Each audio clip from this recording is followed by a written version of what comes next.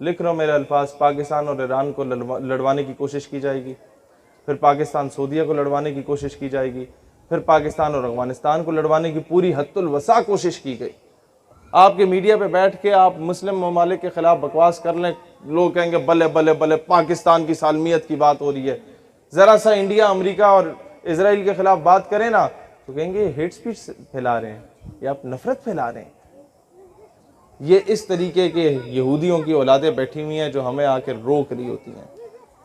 ये जो गोरे चले गए ना, ये अपने गुलाम उन कालों को छोड़ गए हमारे ऊपर। तो पाकिस्तान के किसी इदारे की पॉलिसी से इख्तलाफ हो सकता है, किसी जर्नैल से इख्तलाफ हो सकता है, किसी वज़ीर से इख्तलाफ हो सकता है, किसी गवर्नर से इख्तलाफ हो सकता है, किसी वज़ीर आज़म से इख्तलाफ हो सकता है, सदर मुमलिकत से इख्तलाफ हो सकता है, वज़ीर आला से इख्तलाफ हो सकता है। उसका गिरबान पकड़ो, लेकिन पाकिस्तान धरती माँ है। पाकिस्तान तो हम सबका है, इसके लिए तो हम सब के बाप दादा ने कुर्बानियाँ दी। इसके लिए तो आप सब में से किसी न किसी का चाचा मामा ताया फौज का सिपाही होगा जो बेचारा बॉर्डर पे बैठा हुआ है ना।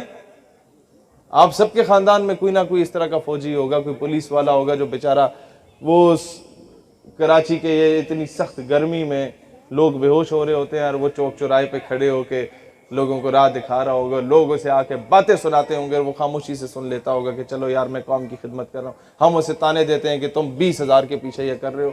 बंदा पूछे कि उल्लू के पठो 20,000 के पीछे कौन से याचीन पे जाता है। लिहाजा जो जवान हैं उन्हें सीनों से लगाओ। किसी जर्नैल की पॉलिसी से इख्तिलाफ है, नाम लेके बोलो, पूरे इदारे को रगड़ाना लगाओ, क्योंकि उससे यही होता है कि जो वो बेचारा शहादतें दे के आ रहा होता है उसके जख्मों पे नमक छिड़कता है। जर्नैल को कोई फर्क नहीं पड़ता, कोई फर्क नहीं पड़ता। उसने वही रिटायरमेंट के बाहर दफा हो जाना है मुशर्रफ की सूरत में, वहां जाके आराम से जिंदगी गुजारेगा। उसने जो किया, मैं उस चीज़ों में नहीं जाऊंगा, फिर ये फरिश्ते नाराज़ होते हैं, लेकिन मैं सिर्फ इतना बात कहना चाहूँगा कि पाकिस्तान से अगर मुझे मोहब्बत है तो इस वजह से नहीं है कि ये खिता ज़मीन है जहाँ में पला बड़ा, जहाँ में पैदा हो गया, नहीं। मुझे इससे मोहब्बत है तो इस वजह से है कि ये वो वाहिद रियासत है, रियासत मदीना के बाद, जो इस्लाम के नाम पे हासिल की गई। लिहाजा हमें इख्तिलाफ हुकूमत से होगा, हुकूमत का गिरबान पकड़ेंगे और उसको उठा के बाहर फेंकेंगे और अपने बच्चों की तरबियत करके उनको सियासत में लाएं, अपने बच्चों की तरबियत करके उन्हें ब्यूरोक्रेट बनाएं, अपने बच्चों की तरबियत करके उन्हें आर्मी ऑफिसर बनाएं, उन्हें इंजीनियर डॉक्टर बनाएं, उन्हें अच्छा आलिम बनाएं, उन्हें मेन स्ट्रीम में लाएं। आप मुझे बताएं, बिल फर्ज खुदा ना खास्ता 2-3 हिस्से हो गया मुल्क, तो अंग्रेजों के कुत्ते नहलाने वाले तो हर सूबे पे काबिज बैठे हुए, फिर क्या करेंगे? जिलों को अलग करेंगे। मेरी बात समझ आ रही है आप लोगों को? ये नवाब वडेरे तो वही बैठे हुए हैं। उन्होंने तो आपको बलूचिस्तान में भी महरूम रखा, उन्होंने आपको पंजाब में भी महरूम रखा। पंजाब आपको क्या लाहौर नजर आता है सिर्फ? साउथ पंजाब चले किसी दिन मेरे साथ, आप बलूचिस्तान के जुल्म भूल जाएंगे। वहां के जो जाबिर और जालिम नवाब वडेरे अपने अवाम के साथ वो सलूक करते हैं। इंटीरियर सिंध चले कभी मेरे साथ, वहां के जो ये जालिम नवाब वडेरे हाल करते हैं ना, वहां की मासूम औरतों के साथ, बेचारियों के साथ जो भट्टों पे काम करती हैं, जो बेचारी वहां वो लोगों की गंदमों को काटने के लिए काम कर रही होती हैं, आप भूल जाएंगे कि बलूचिस्तान में क्या हो रहा है। हर जगह की एक अपनी तवील दास्तान है। लेकिन मसला सिर्फ ये, एक बात याद रखना, कभी भी कोई नवाब वडेरा आपको अपना कमी नहीं बनाएगा जब तक आप खुद उसके गिटों में नहीं बैठेंगे, मैंने दाने दे दो, मुझे दाने दे दो जी, मेरी रोजी रोटी लग जाए। अपनी हक हलाल की 2 वक्त की रोटी कमाएं, नवाब वडेरे की ग़ुलामी को लात मारें। ठीक है, थोड़ी मुश्किल होगी, लेकिन यह है कि कम से कम तुम्हारी बेटियों की इज्जत बची रहेगी। आज डॉक्टर आफिया की वालदा ने हमें सिर्फ एक बात की थी कि बेटा मुस्तकबिल में किसी मकाम पे पहुंचे ना तो कर्जा नहीं लेना कभी। तो मुझे फ़ौरन समझ आ गई कि अगर मैं किसी को कर्जा देता हूं तो मैं एक्सपेक्ट करता हूं कि मेरे बूट भी पॉलिश करो, मेरी गाड़ी पे भी कपड़ा मारो, मैं तुम्हें लात मारूं, तुम्हारी जरूरत नहीं होनी चाहिए बात करने की। इसी तरीके से जब अमेरिका आपको कर्जा देता है तो वो रेमंड डेविस की सूरत में आपके बच्चों का भी कत्ल करता है और बाइज्जत बरी हो जाता है। वो कर्नल जोसेफ की सूरत में आपके बच्चों को अपनी गाड़ी के नीचे कुचल देता है और बाइज्जत बाहर दफा हो जाता है, और वो आफिया सिद्दीकी की सूरत में आपकी बेटी को उठा के भी चला जाता है और आपकी जरूरत नहीं होती बात करने की। कर्जा इतनी बड़ी गंदी चीज़ है।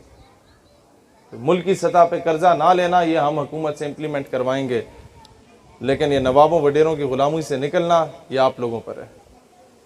अपने MNA MP आए होने को हमारी गली में नलका लगाओ, अगर वो आके लगा देता है और कहता है मुझे वोट दो, तो उससे सिर्फ ये बोलो भाई नलका लगे ना लगे हमें इससे गर्ज नहीं है, गली पक्की हो ना हो हमें इससे गर्ज नहीं है, हमें स्टाम्प पेपर पे लिख के दे दो कि तुम डॉक्टर आफिया सिद्दीकी को वापस लाओगे या नहीं लाओगे।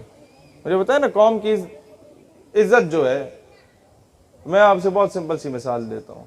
हमें आके उल्लू के पट्टे बताते हैं कि जी हमने आफिया सिद्दीकी बाहर दे दी तो हमने पैसे भी तो बड़े लिए, पाकिस्तान तरक्की भी तो किया, हमने बड़े मेगा प्रोजेक्ट्स किए।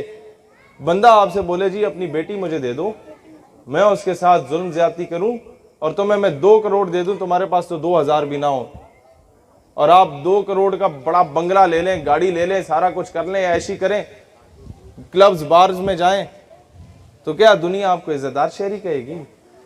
वो कहेंगे बेगैरत है, बेटी की दलाली कर रहा है। तो आज मुझे बताएं ना, पाकिस्तान अगर तरक्की कर भी ले अमेरिका से टक्के लेके, तो लोग तो हमें यही कहेंगे कि बेगैरत हो गए हो, बेटी की दलाली कर रहे हो आफिया सिद्दीकी को बेच के।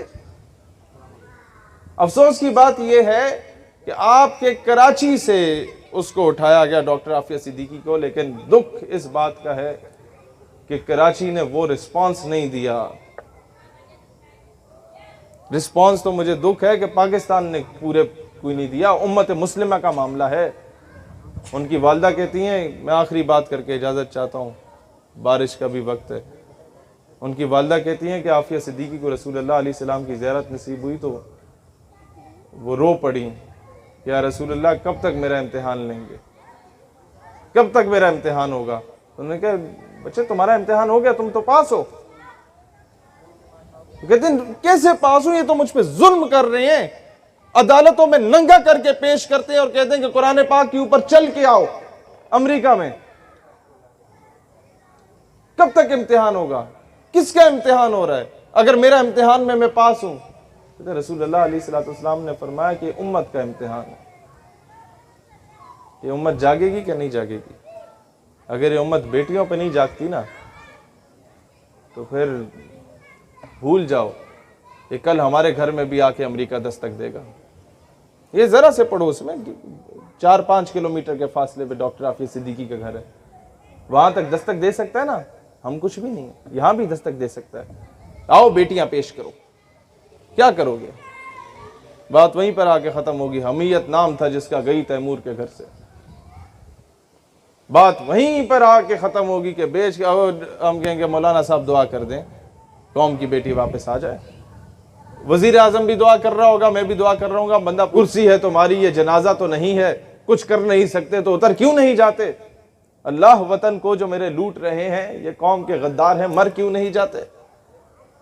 बंदा उनसे पूछे कि भाईजान अगर आप वजीर आजम हैं, ये तो वही बात हुई ना, बेच कर तलवारें खरीद लिए मुसल्ले हमने, बेटियां लुटती रहीं और हम दुआ करते रहे और कहते रहे कि जनाब वो अपने आप को बेहतर कर दो। या जाके हमें यही, ये जो दानियाल भाई बात बता रहे ना, मिर्ज़ा कादियानी का सबसे बड़ा एम एंड ऑब्जेक्टिव आगे ये था कि जिहाद की रूह को ख़त्म कर दो मुसलमानों के अंदर से, इन्हें बुज़दिल और बगैरत बना दो ताकि सल्तनत बरतानिया के खिलाफ ना उठे। 1857 की जंग आज़ादी के बाद मिर्ज़ा कादियानी को लॉन्च किया गया था, और उसी के पैरोकार जो कादियानी है या नहीं है, लेकिन उसके नजरिए पे चलने वाले, क्योंकि उसका नजरिया इम्पोज कर दिया गया हर जगह पे। लोग आ जाके, हम अगर आफिया सिद्दीकी साहिबा की बात करें ना कि उन्हें रिहाई दिलवाओ, लोग कहते हैं तुम्हारी दाढ़ी पूरी नहीं है, तुम जो हो बाशरा नहीं हो, तुम पहले खुद को बेहतर करो, अपना इखलाक बेहतर करो, फिर आफिया सिद्दीकी की बात करो। मैंने कहा भाईजान आपकी बहन अगर कोई उठा के ले जाए तो पहले क्या 40 दिन तबलीगी दौरे पे जाएंगे, फिर जाके बहन को वापस लाएंगे? समझ रहे हैं इस बात को?